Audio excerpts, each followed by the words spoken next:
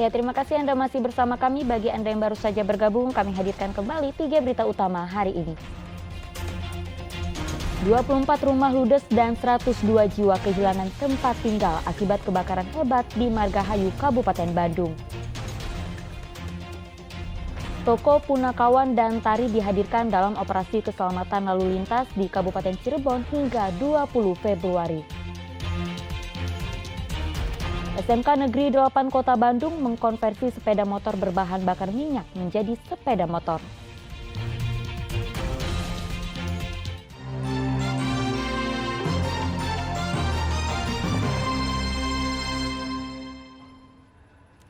Ya, operasi keselamatan lalu lintas digelar petugas gabungan di Kabupaten Cirebon dengan menghadirkan sejumlah toko punakawan dan tari topeng. Toko kearifan lokal masyarakat Cirebon tersebut mengingatkan masyarakat akan pentingnya berkendara dengan aman, nyaman, dan mengedepankan keselamatan. Sejumlah toko punakawan dan tari topeng dihadirkan di tengah operasi keselamatan lalu lintas yang digelar di perempatan Palimanan, Kabupaten Cirebon. Dengan membawa spanduk berisi 7 imbauan keselamatan, mereka mendatangi para pengendara yang berhenti di lampu merah. Edukasi serta imbauan dilakukan untuk menyadarkan masyarakat akan pentingnya berkendara dengan aman, nyaman, dan mengedepankan keselamatan. Harapannya ini akan cukup memantik perhatian masyarakat, sekaligus juga momentum bagi kepolisian untuk mengedukasi akan pentingnya keamanan, keselamatan, dan ketertiban, sekaligus juga kelancaran dalam berlalu lintas. Para pengendara yang kedapatan melanggar sempat kaget saat diberhentikan petugas. Khawatir kena tilang, mereka hanya bisa terdiam saat petugas memberikan imbauan dan nasihat bagaimana caranya berlalu lintas yang baik. Rasa takut ditilang berganti dengan syukur saat petugas membagikan helm secara gratis. Kaget, sangat kaget Pak. Kagetnya kenapa Pak? Takut ditilang atau bagaimana? Takut ditilang, takut ditilang. Terus tadi gimana Pak? Suruh pakai helm Pak. Tadi kasih helm tapi? Akhirnya dikasih helm, buat selamanya, dipakai selamanya. Jadi tiap lewat sini harus pakai helm, lewat jalan raya harus pakai helm gitu kata polisinya. Ya. Kenapa tadi Bapak nggak pakai helm? Lupa Pak, lupa karena nyebut anak sekolah, jadi buru-buru. Operasi yang digelar di Simpang 4 Pantura Palimanan ini diharapkan mampu meningkatkan kesadaran masyarakat dalam berkendara. Operasi ini akan digelar hingga tanggal 20 Februari mendatang. Oleh Habibi melaporkan dari Kota Cirebon. Vaksinasi booster kedua mulai dilakukan secara massal di Kabupaten Sumedang. Warga begitu antusias mengikuti kegiatan booster kedua ini. Antrean masyarakat terjadi saat pelaksanaan vaksinasi booster kedua yang digelar di salah satu mal di kawasan Sumedang Kota Sumedang. Tak hanya karyawan mal, vaksinasi juga diikuti oleh masyarakat umum lainnya. Warga antusias mengikuti kegiatan ini meski harus menunggu lama karena stok vaksin yang sempat habis. Soalnya emang tuntutan pekerjaan juga sih. Oh, tuntutan pekerjaan. Iya. Ada kerasanya nggak teh? Belum. Nggak ada efeknya? Iya. Dibandingkan yang sebelum-sebelumnya gimana Teh? Belum kerasa sih, soalnya kan baru. Kalau yang pertama sih cuma pegel-pegel aja sih, gitu aja. Kalau sekarang nggak ada? Belum kayaknya. Vaksin sempat habis apa gimana sih? Iya. Sempat habis? Iya, cuma sekarang udah ada lagi.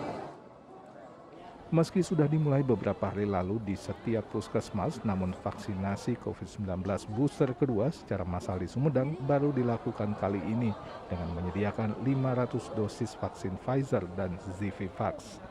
Kementerian Kesehatan mempersyaratkan penerima vaksin COVID-19 booster kedua harus berusia di atas 18 tahun. Di sini kisarannya antara 500 sampai 600 sasaran masyarakat yang sudah boleh mendapatkan booster 2 dihimbau untuk segera mendapatkan booster 2 baik di layanan seperti massal seperti sekarang ini ataupun di fasilitas di puskesmas, dan mudah-mudahan vaksin pun untuk masyarakat bisa tersedia secara cukup. Pemkab Sumedang mentargetkan 808.322 orang mendapatkan vaksin booster kedua. Hingga kini, penerima vaksin booster kedua baru mencapai 4.300 orang. Agun Gunawan melaporkan dari Kabupaten Sumedang. Sekolah Menengah Kejuruan Negeri SMK Negeri 8 Kota Bandung berhasil mengkonversi sepeda motor berbahan bakar minyak menjadi sepeda motor listrik. Sepeda motor listrik tersebut dirakit oleh 6 orang siswa dan kini sedang dalam tahap uji coba.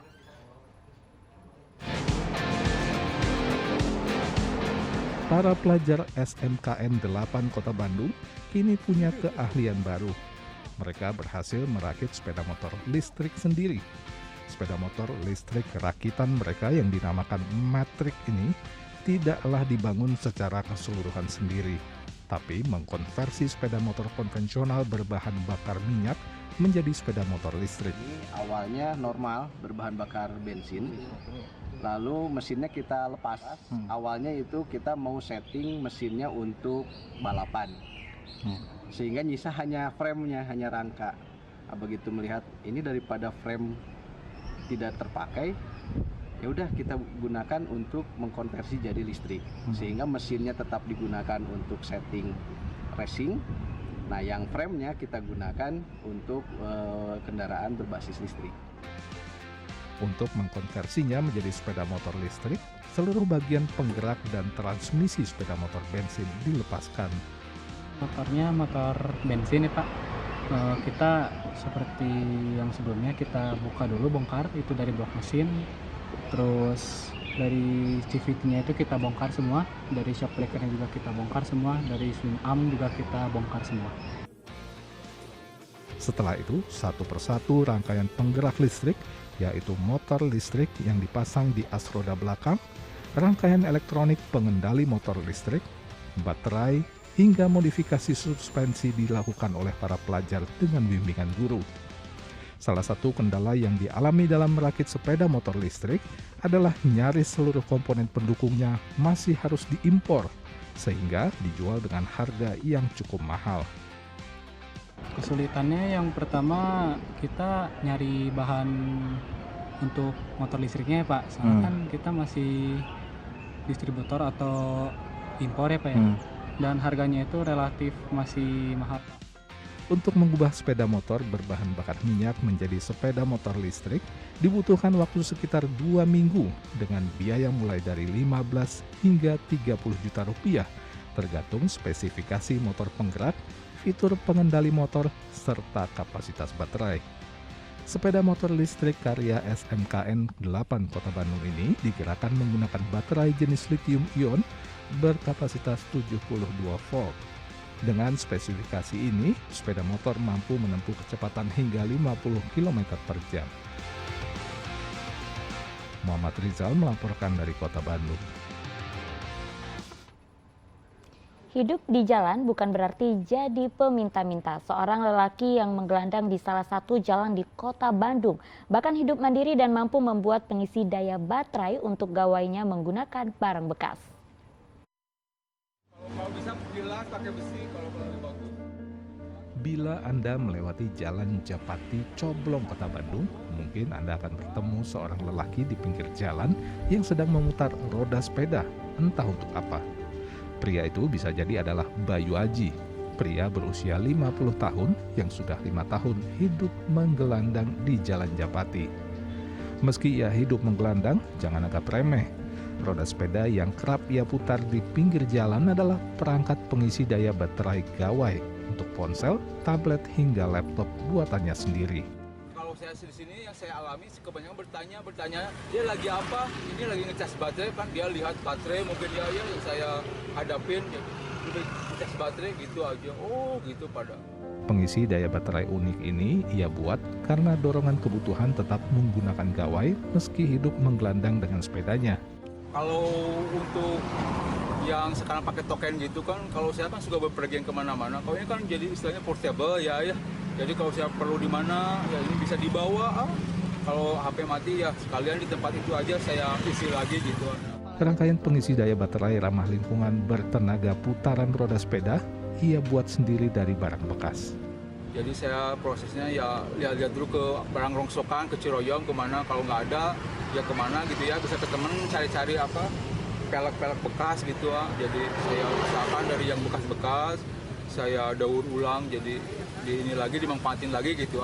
Yang paling penting itu dinamo yang mengandung magnetnya itu yang bagus, yang kuat. Kemudian besar kecilnya, semakin besar dinamonya semakin bagus. Arus yang ditimbulkannya bagus, lebih kuat. Ini puli dari permen loli. Nah ini karet dari ban dalam ini sepeda, saya gunting. Dengan alat sederhana buatannya sendiri, Bayu Aji tidak tergantung pada orang lain atau pada pasokan listrik PLN untuk mengisi daya baterai gawai yang ia miliki. Cukup mengayuh roda sepeda selama 45 menit hingga 1 jam, baterai gawai pun penuh dan bisa digunakan. Pak, itu ngecasnya berapa jam sih Pak? Kalau yang bagus itu paling-paling 1 jaman lah, tapi 45 menit juga udah kayaknya udah lumayan lah, soalnya kan ini besar dinamonya, lebih ampernya lebih kuat. Kemampuan Bayu Aji untuk merangkai pengisi daya baterai sederhana ini tak lepas dari latar belakang pendidikannya yang lulusan SMK. Ia juga sudah lama bekerja sebagai tukang reparasi peralatan elektronik keliling. Ia biasa menerima permintaan perbaikan barang elektronik ke rumah pelanggannya. Berhubungan dengan listrik kayak rice cooker, blender, magicom apa. Itu bisa nggak betulinnya Pak? Oh betul, insya Allah kalau blender yang gitu ya, rice cooker, televisi saya perjanjian gitu, saya datang ke rumahnya istilahnya gitu dari ngerjain di rumah konsumen gitu, kebanyakan nggak dibawa gitu. Keahlian memperbaiki barang elektronik inilah yang menopang hidup Bayu Aji selama 5 tahun hidup menggelandang di jalan setelah sang istri meninggal dunia. Tak pernah terbesit niat Bayu untuk membebani orang lain, apalagi meminta-minta. Muhammad Rizal melaporkan dari Kota Bandung. Informasi tadi mengakhiri jumpa kita. Atas nama rekan yang bertugas, saya Auriga Gustina mengucapkan terima kasih atas kebersamaan Anda. Selamat beraktivitas dan sampai jumpa.